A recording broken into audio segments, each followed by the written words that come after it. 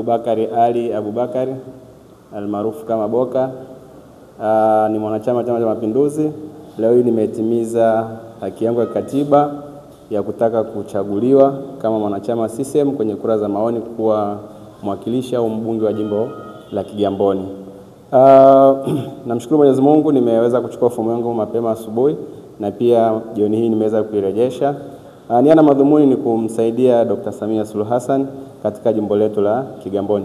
Kazi kubwa Mheshimiwa Rais amefanya na kazi kubwa kupitia ilani ya Chama cha Mapinduzi 25-30 itaenda kufanyika. Kwa hiyo nimeona na mimi ni miongoni mwa watu ambao tunatia nia ya kugombea ubunge jimbo la Kigamboni, na kwa sasa mchakato utakaofuata ni mchakato wa vikao vya Chama cha Mapinduzi, na hatimaye Chama cha Mapinduzi kitaenda kurejesha majina ya watu watatu ambao watakuja kupigiwa kura za maoni, na baadaye vikao pia vya uteuzi vitateua mtu mmoja au mwanachama mmoja ambaye atapata nafasi ya kupeperusha bendera ya Chama cha Mapinduzi katika jimbo la Kigamboni.